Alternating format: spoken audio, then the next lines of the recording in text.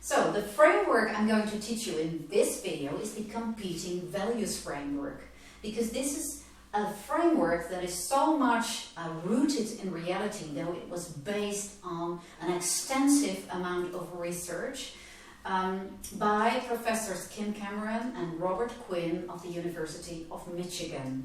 It is their framework, and it is very much a 21st century framework in my opinion, because it is very much about having the best of both worlds, about balancing.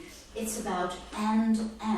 It is inclusive instead of or, exclusive, top down. Let me tell you more about this. This competing values framework. Cameron and Quinn found from their extensive research that effectiveness of organization derives from two polarities. They tested a lot of factors, but only two polarities seemed to make a real difference. And that was the choice between flexibility or stability. It's a very basic and fundamental choice that organizations need to make. Are we going to get things flexible and you can do whatever you like and what suits best in this new situation with this new request or change coming in? Or do we like to keep everything as stable and standardized as possible and not expecting too much surprises and planning for stability and business as usual?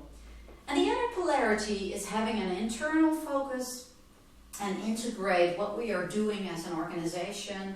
Are our departments working together? Is it running smoothly? Is it efficient? Are we happy with things and logistics? And the other orientation is having an external focus and more diversity. You know, we're looking outside, we're seeing what is happening there, and we're respond to that. And if you put those two polarities in a framework, you get something like this.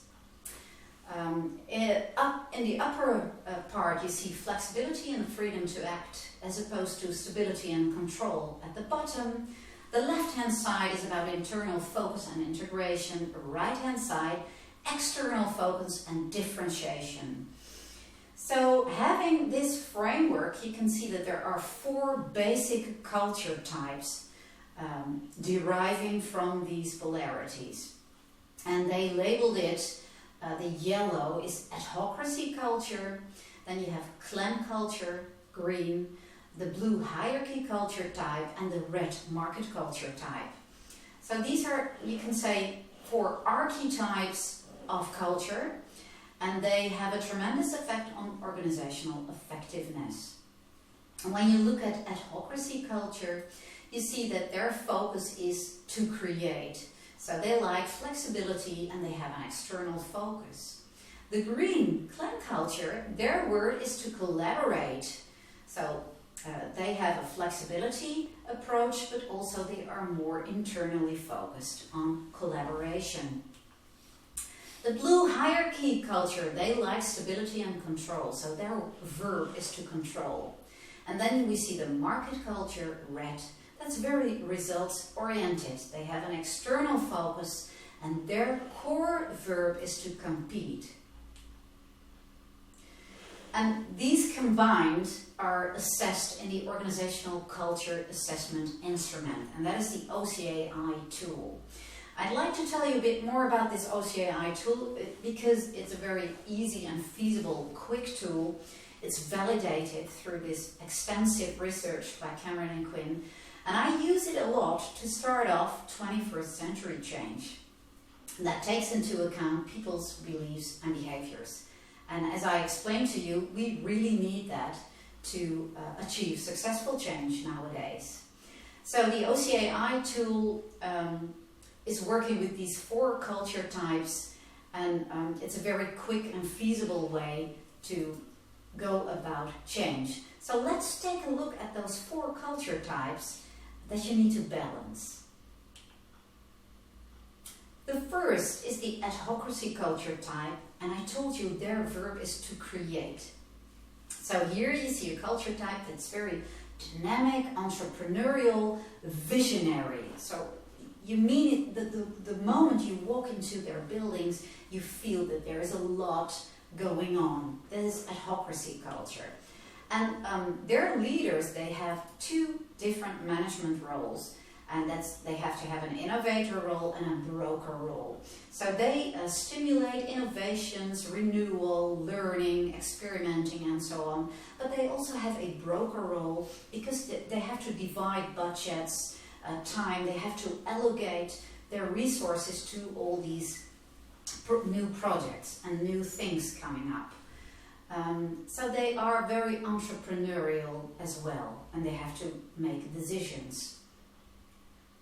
Their value drivers are agility, innovation, and transformation. And you can see that innovation and vision and new resources produce effectiveness. So this is their basic belief. You know, if we keep innovating, if we have a clear and inspiring vision, and we find new resources, and we do new things, and we learn from mistakes, and we dare to experiment and to learn as a team, as an organization, we will be effective. And they like surprises. They like to set new standards. They like to improve things, solve things, and experiment.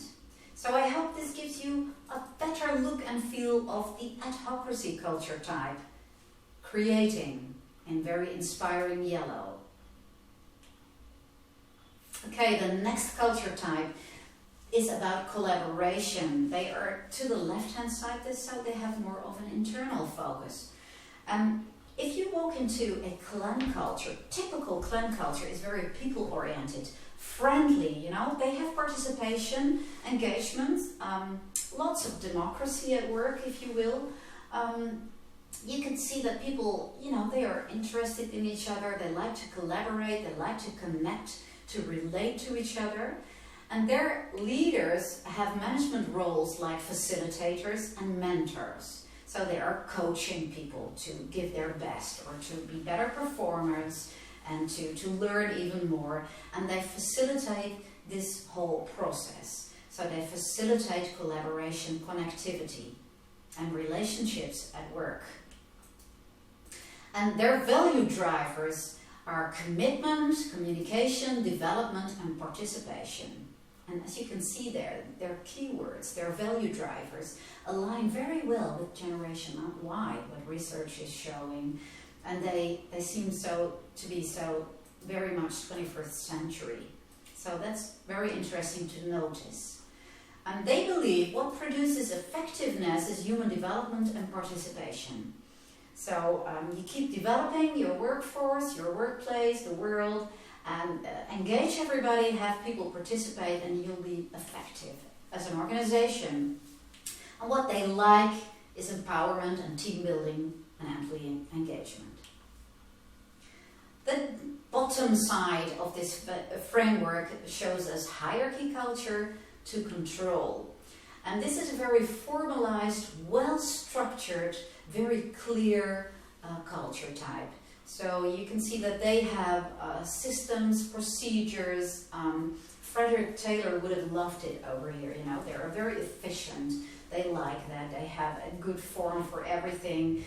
And mind you, hierarchy culture doesn't mean bureaucracy. It means things running smoothly and valuing good logistics, valuing efficiency, being very clear about what you can and cannot do, and how tasks are divided within an organization. So they have an internal focus and they like stability. Their mentors, their managers have roles like coordinating things, and they monitor everything. You know, so are all our processes going okay? Then we're fine. And their value drivers are efficiency, consistency, quality, reliability, timeliness, uniformity. You know, we start a product line here or our service line, and it comes out there, and it's timely, the quality is okay, and it's standardized. You know, if I go to McDonald's, for instance, I get the same burger everywhere. They are trained for that.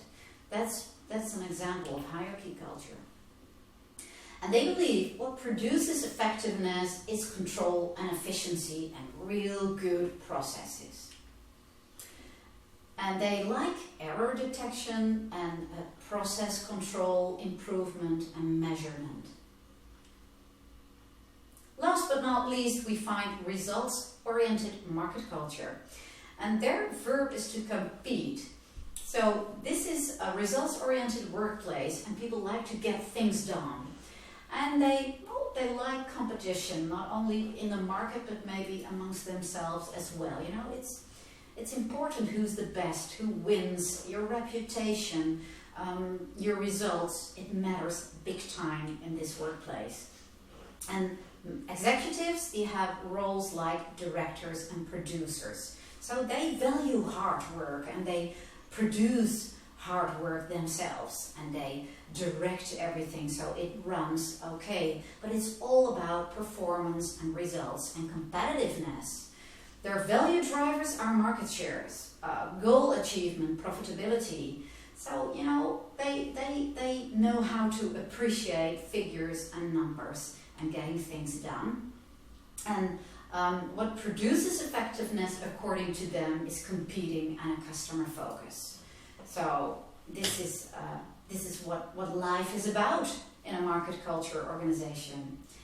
And they like external partnerships, involving clients, researching customer panels, for instance, because they are in a stability kind of way. So they like to research things and before they do anything. And then they improve productivity. And it's all about performance and competitiveness and being the best. So I hope this gives you some look and feel of these 4 archetypes of culture. And you can assess them very easily in 15 minutes. And they provide a great starting point for successful change because everybody can remember those 4 blocks of culture. That's not so difficult. And so the outlook, this framework, is pretty simple. It's easy to explain. And the good thing is that the big concept you can remember easily, but you can refine it a lot. You can customize it so much to your situation that it becomes almost tailor-made in the end. And the big concepts and culture types, you can refine them to actual specific behavior in your workplace with your outcome that you need and that fits your situation best. So this is what I like about it as a consultant, and that's why I use it as a starting point for change. Because it's easy, it's quick, it's rough, it gives a good starting point, but then you can make it so tactical, so practical, step by step, that you can actually use it so well to change your workplace. How is it done? Karen and Quinn found that there are 6 factors that really define organizational cultures. So if you assess those 6, you get a pretty good idea and impression of your current and your preferred culture. So they tested a lot, they researched everything, you know, they wanted to have this assessment as quick and dirty and valid as possible. So in the end, after all this testing, it came down to only 6 factors, and if you assess those, you'll be good to go. And you will have a good, valid profile of your organizational culture. And the good thing is you do the 6 statements twice, once for current and once for preferred culture, and you have a visual profile of both, and you can see the gap between them. And you can predict resistance, you can see readiness to change or not. It's really fascinating. The insights that you can get in one glance from a 50-minute assessment. So that's what I like about it personally. But what I'm going to show you now are 6 factors that make up culture. And that will give you an even better idea, I think. So that will be dominant characteristics, and that is you look at them, you think of the organization, you walk into their building and you get an impression. You sense immediately their dominant characteristics. You know, people-oriented, results-oriented, liking procedures and efficiency, or, you know, valuing creativity and learning. You know, you get an idea. Second, you assess the primary leadership styles, so organizational leadership. Third is the management of employees and the workplace. The fourth culture factor is organizational bonding or glue, so what keeps people together. And 5, strategic emphases. You can imagine that matters a lot, what you're aiming for in a culture, what you value, and your criteria of success. You know, that is also very interesting to see what gets rewarded and what or who does not get rewarded for doing what. So these are the 6 factors that are assessed, and they define organizational culture. And you get a great mix of current and preferred culture. You can see after your assessment what it looks like. Let me show that to you. And here it is. You see a visual profile after a 50-minute assessment. That is the first step of feasible change that I showed you in our first video. You do the assessment, and then the second step is you get a visual quantified profile of current and preferred culture. And you can see here the red graph is their current culture, and the blue graph is their preferred culture. So in one glance, after doing the assessment, you can see here that they have a very much friendly, people-oriented workplace. They have a lot of clan culture. You can see it's almost 44 points there out of 100. So you have some quantification. You can benchmark it. You can see what the other organizations in your sector are doing. And they have a lot of clan culture in this example. And they like to move, they like to stay in the upper quadrants. You can see they value flexibility and freedom to act, but they like to move a bit more towards an external focus, to autocracy culture, to creativity, to innovation, being entrepreneurial, maybe taking more accountability and ownership and agency at work. So here it is. You can see what they value, where they are now. They like the relations, but they want to have much more learning, experimenting, and innovation. So this is an interesting starting point for change, because you're going to start to define what makes up our current culture, and you raise more awareness, and then you're going to engage people to make that change towards autocracy culture in doing workshops, engaging them, scanning the future and seeing, is this really what we need, autocracy culture? Should it be autocracy culture, or do we need a better performance, and should we focus on market culture, for instance? You know, that could be an outcome of those workshops. And then you're going to make it operational.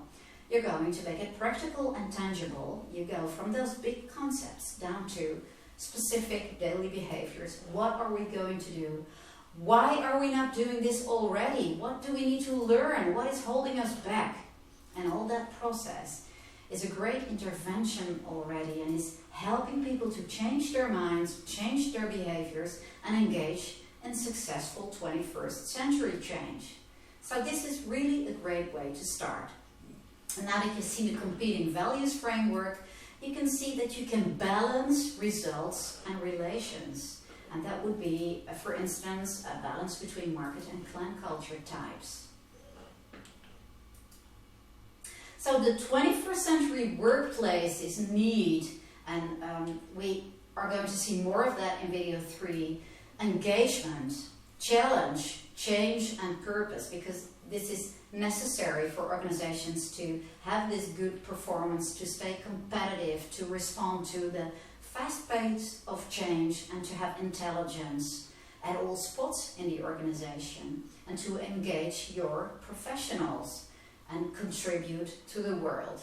And you derive competitive advantage from collaboration and connectivity, because people so much want to relate nowadays and want to have this people focus, and need this people focus to be able to provide good service, to show their customers that they care, to respond to unusual requests and so on, and to manage all of this complexity that is changing all the time, they need to collaborate and connect. And also their creativity, because it's not only about providing good service, but you also have to have good performance and stay competitive in a global market. So collaboration, connectivity and creativity, I think, are key to organizational success in the 21st century. And successful organizations already are showing us that they balance results and people focus. So both orientations are needed. And the thing is, what is your organization needing right now? What mix in this fascinating competing values framework that allows you to have the best of more worlds and this, your mix, your inclusive mix, to get your competitive advantage for the 21st century and to bring about successful change and then have a great place to work? So that's an interesting question, and you'll be able to solve that if you use the 7 steps, 7 feasible steps of successful change, and you remember those 7 conditions that you really need. And then you use this competing values framework that I showed you in this video. So we're at the end of this video for now. I hope you enjoyed this second video about 21st century workplaces and combining different culture types and different orientations that you need to be successful in the 21st century, with all the challenges that we're facing. Of course, I'm really curious how you feel about this, so I'd really appreciate if you leave your comments below. Let's have some discussion, some interaction about this. I'm really looking forward to your input on this fascinating topic. Okay, I hope this video served you, and I'm looking forward to see you in the next video, where we're going to take another look at 21st century workplaces, and there's much more to come. So stay with me, stay focused, and keep up this good work. Develop the workers, the workplace, and the world.